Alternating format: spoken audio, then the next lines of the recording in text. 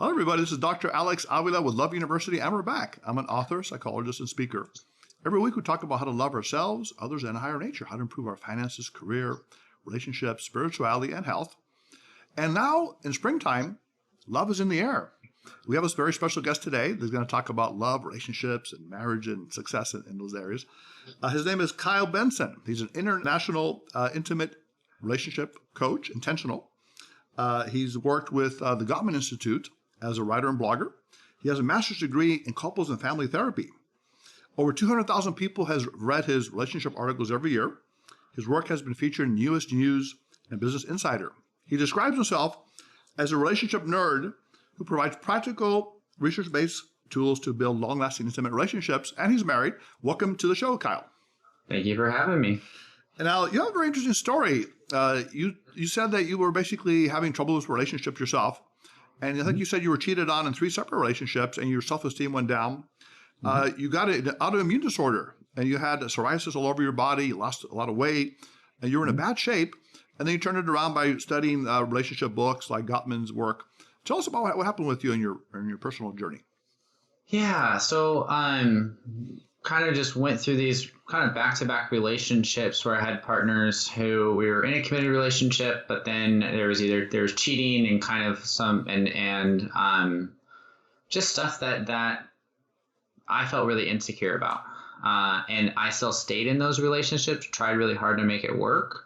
And kind of particularly in that last relationship, the harder I tried to make it work, even though we had broken up, we're still like friends with benefits, it was just messy. My body my insecurity started to really get into my nervous system, and I was hyperactive in that way.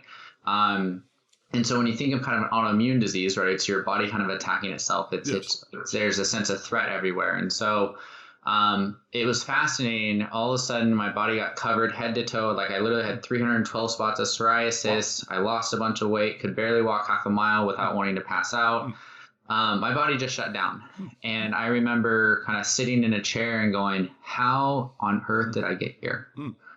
What happened here? And for some reason, I was like, my relationships, they've sucked. Like they just haven't been working. And so I picked up a book called Attached by Amir Levine and Rachel Heller, and then What Makes Love Last by Dr. John Gottman. Yes. And I just started journaling and writing about it. I started therapy myself and just kind of went in the rabbit hole and have been diving deeper ever since. Interesting. Very fascinating. So from a personal pain into power, and we talk about that a lot in Love University, is that transformation. Now, you call yourself, Kyle, an intentional intimate coach. So you use the word intentional. So I'm thinking of someone that puts effort into something, awareness, and the idea of working on your relationship. Because, people work on their bodies, right? They work hopefully 3 to 4 times a week, or they work at their jobs 40 hours a week, but they don't really spend that much time, many people, on their relationships, communication, empathy, and things like that. And the idea that a lot of people are, especially males, are not as open to, say, marital therapy. And people think that marital therapy doesn't work. So tell me about that. Why should people work on their relationships? And what do you do with, say, males that don't want to get into the therapy where the woman does? So I think in terms of just working on the relationship, I mean, it's important. Everything you kind of put effort into, you get that effort out. Yes. I think often, though, where partners want to make the relationship better. Yes. When there's a lot of negativity, when things feel like I can't ever do it right, which is sometimes more of that male partner role. Yes. I can never make you happy. I can never do anything. It's almost like you get in this place of, what's the point of doing therapy? All they're going to do is tell me how I'm messed up, how I'm broken, right? My masculinity needs to be questioned, right? Or I'm gonna have to talk about emotions, and emotions make me really uncomfortable. Yes. And so that's a pretty common thing. I think in terms of just being intentional, right? If we're not putting effort towards something, it's going to kind of decline, right? And that's even what John Gottman has found in his research. If a couple is not making an intentional effort to work on the relationship, to go on dates, to talk about what's changing in their partner's inner life, right? Their emotions, their feelings, their stresses, their worries. Right. They're not connecting over difficult events. The relationship's going to decline.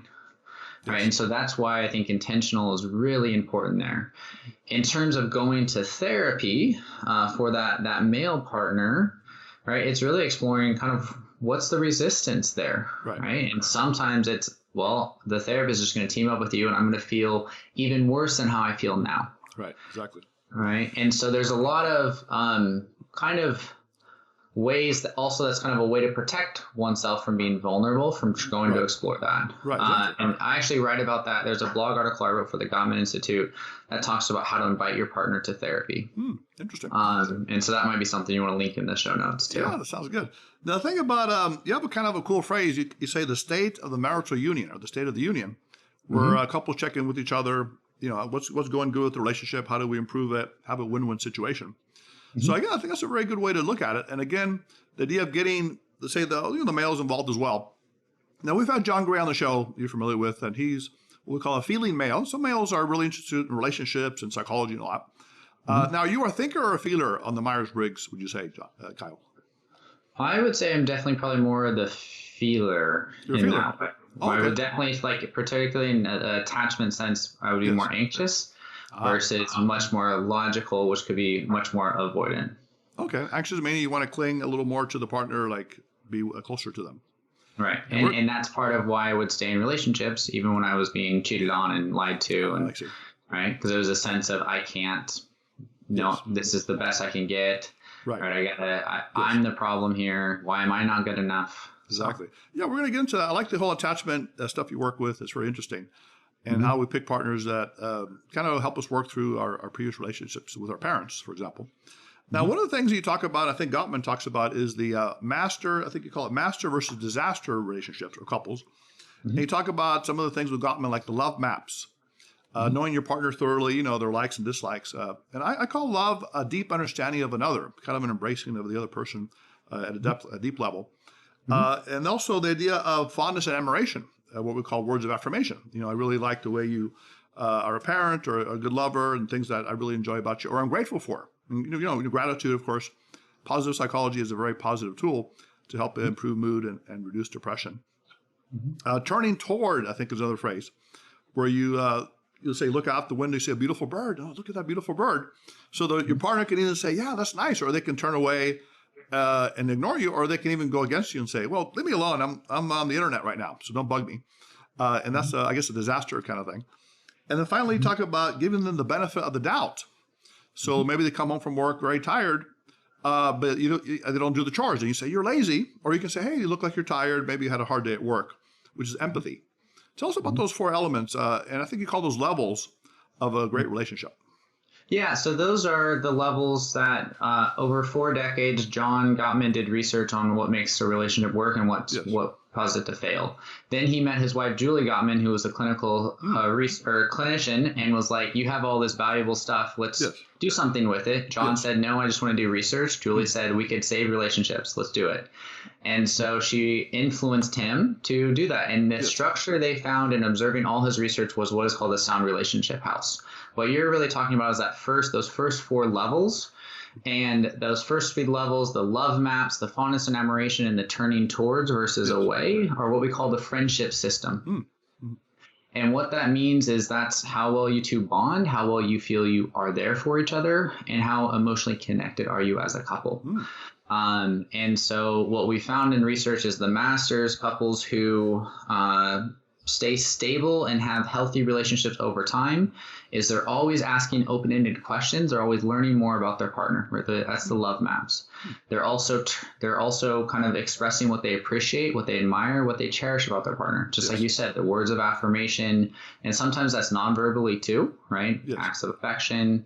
But then there's also kind of the turning towards and away. And one of the things that we found is that the masters turn towards each other 86% of the time. So they're turning towards the majority, whereas disasters turn towards 33% of the time. And so sometimes those are tiny moments, such as being in a grocery store. Your partner says, are we out of milk? And you can turn towards and say, I don't know. Let me go grab that milk. Or you can say, I don't know. Why didn't you check? You're the one responsible for that. That's a turning against. And what we found is depending on how well those 3 areas are going, how strong or difficult those areas are, that influences how we see the relationship, the marriage, or how we see our partner. And so that positive perspective you're kind of talking about, where we give our partner the benefit of the doubt, is kind of like a light switch in the brain. when we have a strong friendship, we're able to manage conflict well. Right. We are in a state where we can handle negativity a little bit more. We'll see that it has something more to do with our partner. We won't take it as personally, and we'll actually turn towards them and help them with that. If those are not going well, we feel alone, we feel distant, disconnected. Yes. We have this negative perspective. It's kind of like a light switch flips off, and we're kind of in the dark. Yes. And that's really where we escalate even more. And we cause more conflict. We distance even more. Yes, that's very powerful stuff. And the idea of, I think you talk about the love bank, where you put in positivity and it builds up. So, even if there is some negativity later on, it kind of overcompensates for that. Exactly. And I always wondered the idea of marital therapy couples. Like, is your wife a therapist by any chance? She is not. Okay. Because we've had couples on here who actually are therapists, both of them. And one of them is very famous, the Harville Hendricks. You heard of Harville Hendricks, who did Getting the Love You Want. And Helen Hunt. And they said they were actually on the verge of divorce until they discovered something called the No Negativity Pact, where they agreed for a period of time not to have any negativity. It could be a day or a week, whatever it is. And that actually helps save their marriage. And the idea of the conflict is an important factor. And I think you talk a lot about it. And I believe, Gottman was saying that, even healthy couples have conflict. They can have arguments and they fight, but they know how to diffuse the fights. They call it repair attempts, where there may be a little bit of humor, or you touch the person in a certain way that kind of diffuses the conflict. Tell us about that idea. So if you're in a conflict situation, should you first of all do a timeout? You've heard the idea of taking off a little bit of time, I go to the gym or they go shopping. Is that healthy or unhealthy?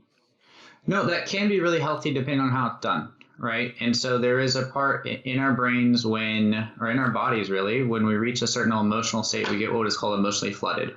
And we actually lose access to our neocortex, which is the part of our brain that can have a sense of humor, can problem solve, and have a perspective of another person. Right. And so when we kind of lose our ability to have that because we're emotionally flooded and we go in the fight or flight state, no matter what our partner says or do, we're not going to get anywhere.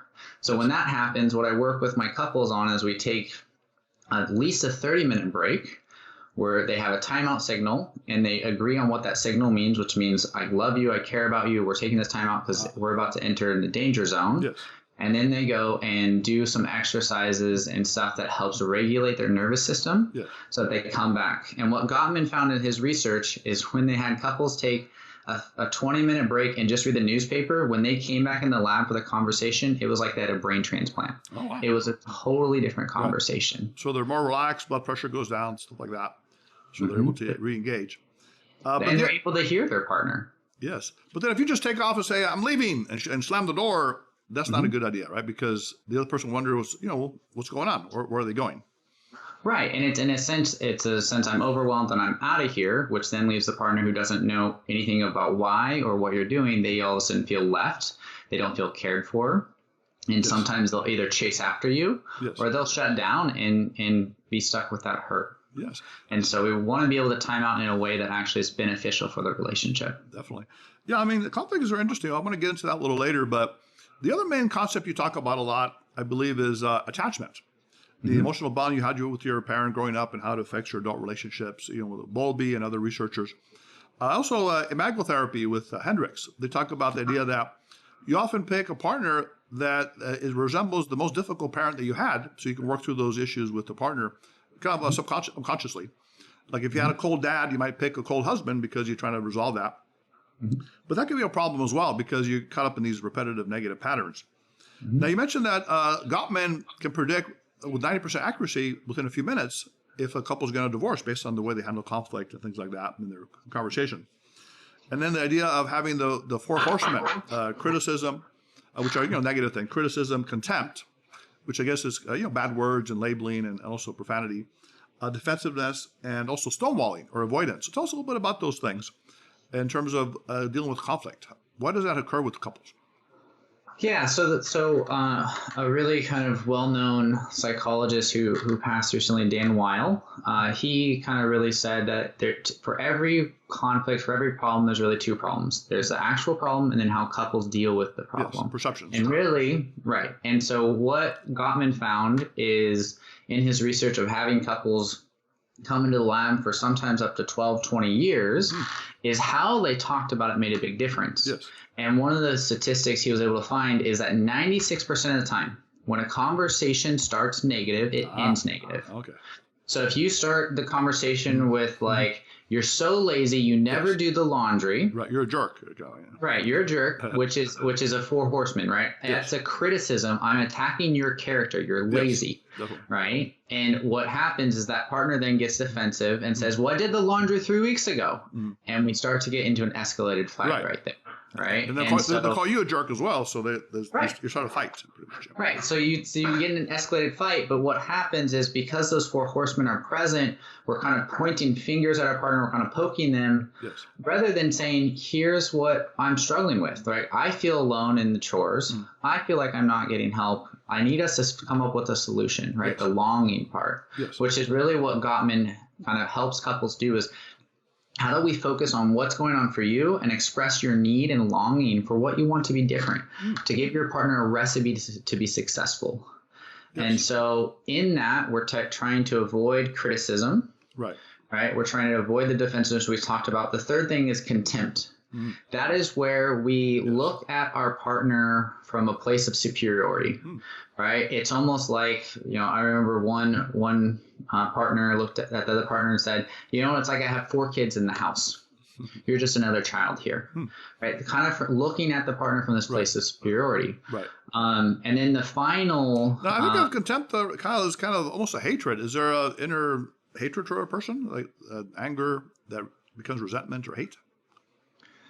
So, there's a lot of anger, right? And that's one of the things that is one of the strategies to try to get the partner to feel how painful it is. But unfortunately, the strategy, contempt, and that anger doesn't actually help the partner turn towards and move closer to understand. It actually causes them to shut down.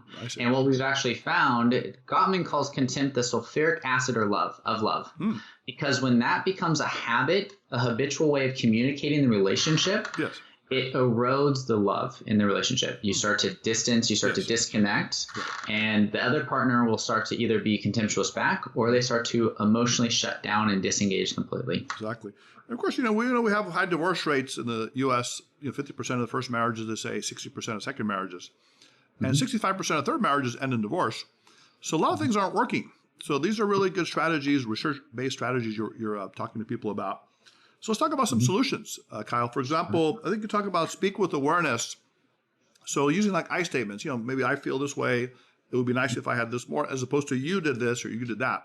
So that kind of awareness and understanding. You also mentioned focus on one issue at a time. But notice that women are pretty good at multi issues. I don't know if you noticed that. They can bring up 5 different things, and guys are a little overwhelmed. So how do we deal with that part of it? The multiple issues. Well, there's kind of 2 factors that happen. One is issues are not being addressed when they come up in the moment. And so someone holds on to it. And what we know also from John's research or Dr. Gottman's research is that when partners don't address negativity early on, they tell themselves that I'll just let this slide for now. Right. It actually makes us more negative in the future. And what the masters do in relationship is they're able to kind of early on speak about what they're frustrated about or what is bothering them. Yes. And they're able to do it in a softer way using those I statements. And the partner is able to listen to it and they repair and make the relationship better. Whereas the partner who kind of holds that stuff feels like if I express this, my partner's just going to react poorly, so I'm not going to say anything.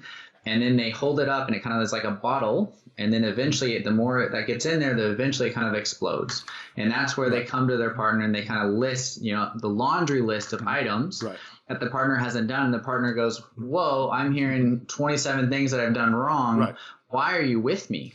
I must be the worst partner in the world. Exactly. But what if they have expressed it in the past, but they bring it up, kind of like the resentment stamp collectors. Like 5 years ago, you talked to that waitress or you did this or that. Or you talk to your ex-boyfriend, and they keep bringing up stuff from the past, and kind of like a way to, I guess, injure the person in some way. So how do you deal with that part of it? Well, they're bringing it up because some part of their brain is holding on to that injury in themselves, right? It's like they haven't been able to get a sense that is understood and that their partner they've been forgiven. Their partner has given them kind of that sense that that's done, and they feel more connected and seen by that. And so they bring it back up, right? Yes, and every couple that I work with, I kind of talk about the dirty laundry that gets thrown in the closet that still stinks up the relationship. Right. And so what we have to do is, after we get to a place where we're de-escalated, we're able to have much more calmer conversations and talk in a way that we're actually able to hear each other. Yes. Then we go into this place where we start to pull up those smelly laundry, and we start to clean them. Talk, what's this stain about? Yes. What happened here? Well, here's what happened for me. When you talked to that waitress, I felt like you were more interested in that waitress than me, that I was not a good enough partner for you. Right. Okay. Right. And then we're starting to repair. And once the partner who is holding that memory feels that they're repaired with their partner, that memory actually goes away. They don't bring it back up. I like that. And you have kind of cool metaphors. You say something like the thunderstorms and, other things, or having a flat tire in a relationship and fixing it, things like that. Yeah. And you also mentioned things like having accepting different perspectives. Now, I wrote a book called Love Types that talks about Myers-Briggs and compatibility. And for example, we have the introvert person. Introvert, when they get home, they like to have their quiet time, kind of recharge. The extrovert wants to talk it out. So they may get mad at you as an introvert because you're not able to talk immediately. And then you say, hey, give me a little space, a little time. But if you understand their introvert or the extrovert nature, then you can give them what they need in terms of their social energy space and that kind of thing. So I like that part. And also you said, ask for what you need, not what you don't want. So I need for us, it would be great if we could talk more calmly about finances, for example, instead of saying, you're always angry when we talk about finances. So tell us a little bit about that. How do we reverse that and develop more empathy? Because that's a great, powerful tool that we often don't have in relationships.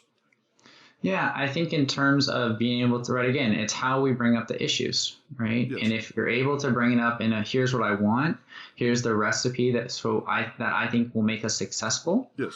It makes your partner much more able to kind of team up with you. Yes. Versus, you always get pissed off when we talk about the finances. That's a turning against. That's kind of pushing you away. Yes, versus, hey, let's talk about this.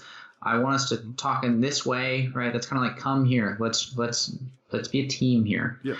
And so again, it's really starting with kind of those I statements. I feel this about this. Here's what I'm longing for. Here's what I'm wanting. The other partner, their whole goal as a listener is seeking to understand. One of the things that happens in conflict is partners both seek to be understood, but no one actually gets understood, right? Because they're both arguing to be understood, but neither of them actually do. And what we do is we slow down, we pick a speaker and a listener. The speaker talks about their experience, only their experience. Right. And the listener just says, okay, what I'm hearing you say is this. Is that right? And that partner says yes, or here's this other piece you're missing. And we get to the place where the speaker feels understood.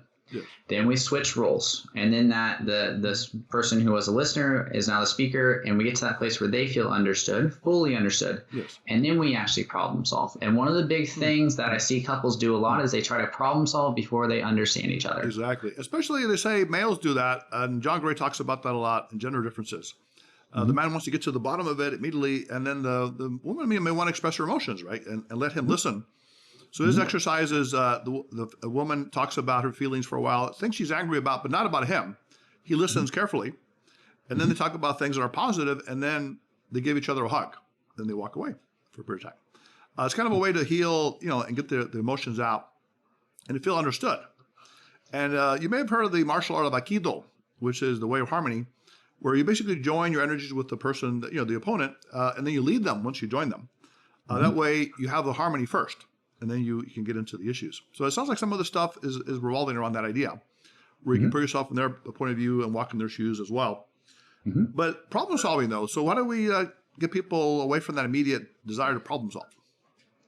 How do we do that? Yes. Is that what you said? Yes. I mean, the whole thing about problem solving is we typically want to problem solve because we want to fix it, right? Yes. It's hard to be in conflict with the person we love. Yes. And so we try to, and particularly males, we try to fix it. We try to remove the negative feelings or the difficult feelings that our partner is expressing so they don't feel that way, so they can be happy, and then we can be happy with ourselves and happy about the relationship. Right. So what we do is we just slow way down and we let the partner kind of focus on, I just need to focus on understanding you, right? It's like if you're building a house and you only have a quarter of the blueprint or half the blueprint, you can't build the house. Yes. Understanding your partner is the rest of that blueprint. understanding what is the material that you need to use to make this relationship stronger, to build, is what you need to actually have a problem that's actually going to be to have a solution that's actually going to work. Right. So that's really kind of how we approach it. Interesting. And the idea that some, I go back to gender issues, males may feel kind of like they're not making a difference. They feel incompetent because they can't solve the problem. And they need to learn how to basically listening is solving the problem to a certain extent. She can express the emotions and you can appreciate and embrace that. And the other thing I find kind of interesting is you talk about the triggers. We all have certain triggers from our past that make us upset in certain ways. For example, maybe we were criticized for our lack of intelligence or being too fat as a young person. Now, your mate may say something related to your weight or to your intelligence, and that triggers it. And you have an interesting phrase here. You say that we're responsible for each other's past. Some people would say, what do you mean? I mean, how can you be responsible from your partner's past? Can you explain that? How does that work? Yeah, so essentially, right, all of us have kind of emotional wounds, what I would call, what Gottman calls enduring vulnerabilities, what Sue Johnson calls raw spots. Yes. Right? And these are the things that we are highly sensitive to because there's something really painful in our past that really kind of injured us. Yes. If I'm working with a couple and we talk about those painful spots, if the partner is doing things to kind of say, that's your problem, your injury, you're going to have to deal with that by yourself, that actually misses a part of healing. And what I do with the couples I work with is actually talk about that enduring vulnerability and get the other partner to really kind of help hold it and see it and see how they say things or what they do, how that triggers the partner. So then they can work to say things a little bit differently, but also offer some healing to that part. Yes. To be able to speak into that part of like, oh, like that sixth grader that you got bullied in, like that's not the man I see today. Yes. Right. So that's really kind of what we do, or what I do. I see. Now, going back to the attachment theory. Now, you mentioned that there are different types of attachment. For example, there's the healthy attachment, which is secure. You talk about the manipulative or anxious, clingy attachment. They didn't get enough love, and they cling to their partners. And then you have the leave me alone or avoidant attachment, where maybe the parent ignored the kid. Maybe they abandoned the kid, and the child wanted to get closer, but then they gave that up. And now they say, I just want to be independent. I don't want to get too close to people because I can get hurt. Now, you may find this in relationships that we have the avoidant gets together with the clingy person. With the other, so what do we do in that case? So one person needs too much and they pick each other unconsciously that way. What's your advice to couples like that? I mean, really, we start to kind of understand what their insecurities are, and we start to get them to talk about it, right? Yes. And their fears. Often, with an avoidant, they will fight for their independence, and the anxious will fight for togetherness. But the problem is they're kind of fighting for needs the other partner doesn't want to see within themselves. An anxious person also needs some independent time, but they give that to that avoidant partner. The avoidant partner also needs some connection time, but they make the anxious partner more responsible for that. So they are kind of coming to each other, just as you said, to try to heal those parts, to become whole people again. Yes. But how they often do that is they just re-trigger that same thing. They get in really negative kind of cycles. I see. And so really slowing down, understanding kind of their patterns that they get caught into, understanding how it touches those triggers, how it causes them to tell themselves, I'm not good enough, how it tells themselves, I'm not worth you, like I'm not worth it for you, I'm not a priority, right? When we're able to actually slow down and express those more painful, fearful things, it actually starts to repair the relationship. And when we talk about what each partner needs, we're able to find some compromises that can work for both partners. We talk about the core needs, but then we talk about kind of where we can be flexible to make it work for both of us. And when we're able to do that effectively, then it starts to build a much more kind of secure relationship where partners can really engage and kind of solve things in a much more connected way, find those win-win solutions. I like that. That's very good. And the other thing I like with your metaphors, Kyle, is you talk about the emotional thermostat. Now, the idea that you don't want to get too hot, which I guess is a lot of conflict, or too cold, which is kind of an avoidance, and what we call the empty marriages, where people are no longer passionate. They lack the intimacy and the passion. They're just there for the kids or just for the institution of marriage or for other reasons. So you want to have a balance. And I know my thermostat, sometimes I let it go too high or too low in terms of the house temperature. But seems to be a very interesting idea, and to keep it kind of balanced. So tell us about that. How do we keep that emotional balance? And tell us more about that metaphor. Yeah, I mean, it goes back to Dr. Gottman's research findings that the masters, when there's any sense of negativity or distance or coldness, they address it. They don't ignore it, Yes. right? And so they take those as cues of checking in with their partner. Yes. Hey, I notice you're a little bit more distant today. What's going on? Are you upset about something? Did I do something? Something going on at work? And so if we're able to notice when things get too hot or when things get too cold, we can then turn towards each other and start to change the temperature to make it more comfortable for both of us. Yes. If we get too hot, that's where we see a lot more criticism, defensiveness. Too cold, we see a lot more kind of stonewalling and isolating. And so the goal really is, how do we make our relationship, our marriage, a space where we're able to talk about what's difficult for us in a way that we can both be engaged and kind of work through it? And if we are able to do that, we're able to regulate the temperature a lot more, which also makes it a lot easier for us to be playful, more engaged, and more connected too. That makes sense. So you might ask a question like, what does it feel like when we're warm with each other? What is that emotion like? What are the activities we do? Or when it's cold? So you want to kind of talk to your partner about that. And one of our guests actually talks about the sacred bath, where couples can get and take a nice bath with music, incense, kind of almost as a spiritual reawakening of the couple's energies.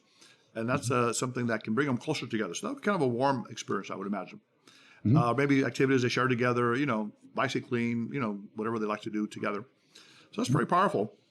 Now, one thing I noticed, Kyle, you work a lot mainly, I guess, with couples, I would think. Is that mainly couples, or do you work, that's your main thing you do? Yeah, I'd say 95% I work with couples. Okay. Because I noticed there was a little blog there that kind of applied to the case of my producer, Reggie, here. It talks about a single guy and what he needs to do. So I'd like to bring him in here if you don't mind, and maybe you can give him a little advice Sure. to Reggie. Meet Reggie, my producer. Reggie's a nice guy. I never really had a romantic or sexual relationship. He's very shy. He's kind of the so-called nerdy types that you talk about. And in your blog, you mentioned the idea that they need to find a dating niche. These kind of gentlemen, you don't just take them to a bar, because if they meet a woman, they could have friction with her because they have nothing in common. But Reggie's had an issue with that because he's in the friend zone many times. So he basically meets a woman. He's their best friend. They might have a boyfriend. He tries to hopefully win them over. So what's been going on, Reggie, with that? Well, I've been dating recently. So they've been successful, and there's been progress in that regard. It's just escalating to like a meaningful relationship, boyfriend and girlfriend. So Right. yeah. So they're more friends. So what's your advice to Reggie in this case? A handsome guy, isn't he? Look at him. Sorry, what? He's a handsome guy, right? Me. And smart. Okay. But what's like? So yeah, Reggie, what's going on? You're saying it's not progressing to a relationship? Right. Yeah. Like this last one, I went on. We went on a couple dates. We went on 3 dates actually. And the third date is the big one, quote unquote, or whatever. And so and she declined to take it to the next level. So so yeah. So no affection. No, holding hands maybe, but no kissing or romance. Right. Yeah. So he's in the friend zone. So he's like their best friend, but he doesn't get beyond that. Kyle, what's your advice to Reggie? I think really starting to understand kind of why that is, right? We would have to do a whole kind of session to really understand more detail about what was going on around that. But I think in terms of that, really starting to understand what's going on for you. How are you showing up on those dates? What's going on for you emotionally? Are you feeling really anxious and really insecure about whether the person's going to continue to show up? And also kind of how are you two engaging each other? Right. And so there's a lot of dynamics there that I don't think I could answer in 5 minutes. Well, how about Kyle, the dating niche? Because you said join activities where he would shine, let's say, where he was good at. What kind So of that's the other thing. In terms of how you're dating, are you doing activities that really show strong traits for yourself? Are you doing things that are things you are passionate about, that you're engaged with, that you're excited about, that the other person can see, that they can see those parts of you? Right, because he likes Comic-Con and all that kind of sci-fi. Right, yeah, Are you doing any kind of those activities, Reggie? Well, it's kind of hard because everything's barely reopening up. But yeah, sure. But it's been tough past year because everything's been closed. But I like doing karaoke and stuff, Oh, okay. So yeah. Okay, so Kyle, should we take him to a karaoke bar and have him sing a duet with a nice gal? What should be Is it the Well, way? yeah, I think go to a karaoke bar. And this is, again, right, finding places where you can spend time with people who have shared interests with you. You then use that shared interest to build a connection and see kind of if it can turn romantic too. Bridget, do you have a little song? Can you sing something to us right now? Yeah, actually I do. Okay. Sing something. Okay, what's it called? I get knocked down, but I get up again. They ain't never gonna keep me down. I get knocked down, I get up again. They ain't never gonna keep me down. Chumbawamba. I like that. He's also a humorist too, right? That's good. So if you can do more of that, Reggie, I think you'll do well. Okay, right? thank you. Right, Yeah. Thanks, Cal, for helping thank you, out. Kyle. Okay, very good. Yeah. Okay. So this is very fascinating, Cal. So you're taking a lot of the research-based Gottman work, you're applying it in a very kind of understandable way. Using a lot of great metaphors and putting it so people can really apply it.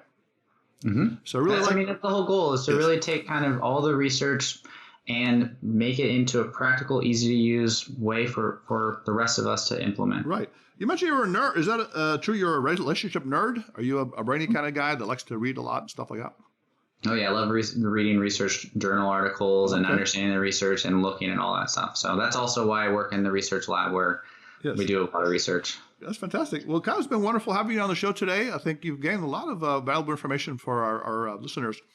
Where can people hear more about your work? Do you have a website, coaching, any products that people would be interested in?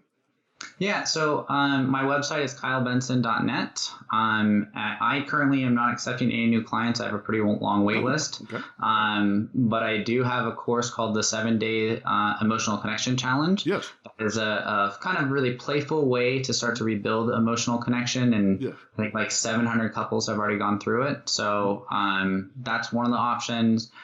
Stuff that I find really valuable that is pretty brand new for the Gottman Institute. There's a new thing called the Gottman Relationship Coach. Yes. That is some of John and Julie's best work, and I would highly recommend looking into that in terms of building on some of the stuff we talked about today. Yes, definitely. Well, Cal, again, it's been wonderful having you. And, we're in the springtime when people are coming out more. Hopefully the virus is now going down, and people are looking for that love, that special connection. If you want to learn more about today's show and connect with Kyle, you can call us at 310-226-8090. Visit us at loveuniversity.love. Write us at loveuniversitylove@gmail.com. So again, Kyle, it's been wonderful having you on the show. And any final words you want to leave our listeners in terms of love? Let's say they're struggling. We have couples that are struggling now. Maybe they're thinking of divorce. Because of the virus, they've been staying home more and they're getting into more fights, perhaps, more conflicts, possibly as a result of that. So what's your final advice to these couples? I think if you feel like you can't handle it yourself, try to find a couples therapist, right? They can come in and help you understand a lot of things and slow things way down. Often what happens is when conflict goes on, things happen so quick, we get triggered, we all of a sudden start attacking one another, and we have a big fight, and then there's no resolution. And so again, being able to slow down, being much more intentional and proactive in terms of addressing the issues is going to make it a lot easier for the relationship to stay stable and strong. Fantastic. Well, Kyle, it's been a pleasure. Love University students. Until next time, this is Dr. Alex Avila. Put away your notebooks, your iPads, your books, and we'll see you next time for Love is in the Air, Dr. Avila. That was a very interesting and content-rich interview we had with Kyle Benson, relationship expert working with the Gottman Institute, the premier institute in the world for marriages and relationships. And Kyle's a very fascinating guy. He's got lots to offer. And a lot of those techniques really can work. Being more empathetic with your spouse, communicating or your relationship, communicating better, putting yourself in their shoes and feeling as they feel, slowing down the relationship and focusing on positivity instead of negativity. They say that you should have 4 to 5 positive comments for every 1 negative comment that you have. And most people do the opposite. They have 5 or 5 negatives to 1 positive.